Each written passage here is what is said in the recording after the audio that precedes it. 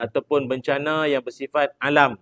Bencana alam ini termasuklah tanah runtuh, termasuklah puting beliung, termasuklah juga dengan tsunami-nya, termasuklah juga dengan banjir, kepala air, apa lagi, semua yang mengakibatkan kemusnahan ataupun perubahan struktur muka bumi kita ini. Jadi kalau paling terdekat sekali petang semalam lah, banjir kilat yang melanda di Lembah Kelang, Kuala Lumpur yang paling terjejah sekali, dan beberapa kawasan-kawasan lain di Selangor pun kena lagi. Di Hulu Langat sekali lagi mereka menerima kunjungan banjir besar kali ini. Dan kalau kita tengok apa yang dimaksudkan dengan banjir, banjir ni dia limpahan air yang keluar dari tebing sungai ataupun keluar daripada tasik. Dan kebiasaan banjir ni dia ada 3 jenis.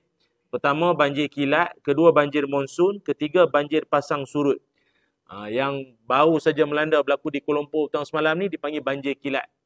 Dia datang ataupun dia naik ke paras air tu dia secara mendadak. Secara mendadak. Kalau secara globalnya, macam mana banjir ni boleh berlaku? Banyak sebab. Antaranya mungkin kerana hujan lebat, pencairan air pasang, halangan pada saluran. Kadang kita tengok video-video yang kita dapat kat WhatsApp ke Instagram tu kan. Sampah saja kadang. Sampah, ya Allah hai. Sebab tu kadang kita tengok mungkin sistem peparitan apa semua tu dah saliran semua dah okey. Tapi bila sampah dibuang ke longkang, maka memang benarlah kata Allah Ta'ala, akhirnya manusia itu akan, korang sendirilah yang akan telan akibat daripada tangan-tangan kalian semua. Tak menjaga kebersihan, tak menjaga alam dengan sebaiknya, korang sendirilah terima akibatnya nanti. Tapi yang kesiannya yang terima akibat orang lain. Yang buat orang lain, kena orang lain. Tapi ini sekadar orang kata sembang-sembang kita je lah. Dalam banyak-banyak bencana dalam dunia ni, bencana apakah yang paling ditakuti sekali? Paling orang takut sekali bencana apa? Paling orang takut sekali banjir sebenarnya. Sebab kalau gempa bumi ke tanah runtuh ke, dia punya tempoh berlakunya kejadian tersebut mungkin tak lama. Dan kesannya pun mungkin taklah sebegitu besar sangat. Tapi kalau banjir ni, sekurang-kurangnya dia akan ada banyak kesan. Pertama sekali kehilangan nyawa. Hanyut. Dia sebab kalau orang yang jatuh dalam air bah ataupun banjir ni, dalam banjir tu kita bukan tahu ada barang apa.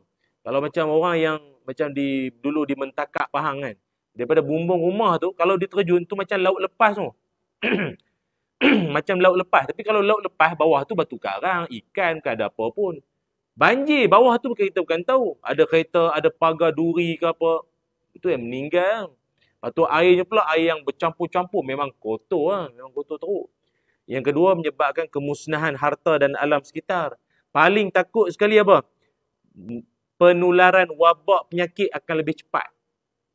Lepas tu kadang di pusat-pusat pemindahan sementara tu kan, PPS tu kadang tu.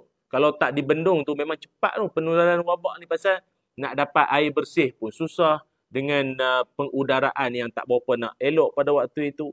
Sistem jaringan rosak, tiang elektrik jatuh, boleh jadi apa tu orang panggil apa?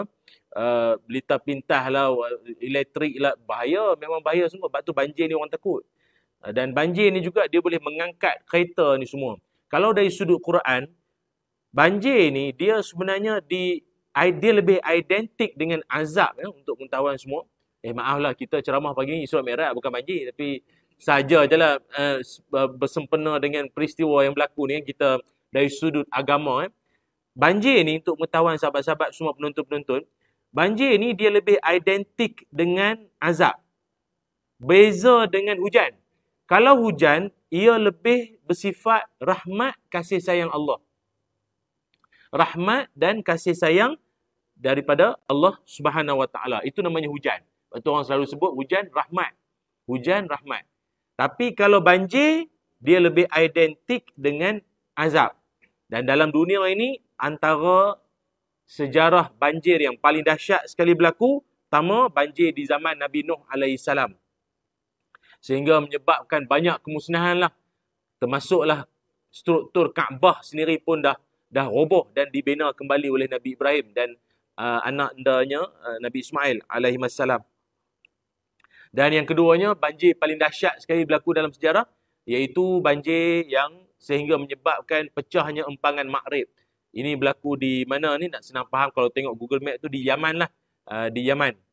Ataupun boleh rujuk dalam Quran, surah Hud ayat 32, 49, surah Al-A'raf ayat 65 sampai 72, surah Sabah ayat 15 sampai ayat 16. Ataupun empangan Ma'rib tadi tu dia di bawah kerajaan Sabak. Ni bukan Sabak berenam. Sabak di Yaman tu lah. Namanya kerajaan Sabak. Itu namanya. Dan ini memang merupakan antara kejadian yang paling dahsyat lah. Sebab itu tiap kali kalau hujan turun, ada dua doa yang sangat digalakkan untuk kita baca. Pertama sekali, Allahumma sayyiban nafi'a. Ya Allah, jadikanlah yang turun ini sebagai sesuatu yang bermanfaat untuk kami, bukannya bawa mudarat. Dan yang keduanya, panjang sikit tapi saya rasa ringkaslah kita baca. Allahumma hawalaina wala alaina. Ya Allah, jadikanlah hujan yang turun ni, dia turun di sekitar kami. Bukan turun ke atas kami sampai jadi banjir tu. Itu maksudnya. Allahumma hawalaina wala alaina. Dah ada lagi lah doa tu sambungannya. Tapi kalau nak ringkasnya, tengah kalut kan hujan apa semua tak sempat baca. Yang itulah paling kurang. Allah Ustaz, panjang sangatlah doa tadi. Ada ringkas sikit tak? Allahumma barik lana fima razaqtana wa qina azabannar. Bismillah, makan kurma. Cukup je lah. Habis tak tahu nak baca apa sangat. Doa je lah apa yang patut. Doa, Ya Allah, jauhkanlah kami mudarat. Ya Allah. Itu je lah. Sekadar ni ialah ya, kita meraihkan apa situasi yang berlaku baru-baru ni. Wallahu alam. Bismillahirrahmanirrahim. Kita akan masuk 10.20 baru masuk tajuk. Macam mana tuan-tuan? Boleh Bantai je lah Ustaz. Cakap bila kami dengar je lah. Lagi tak habis.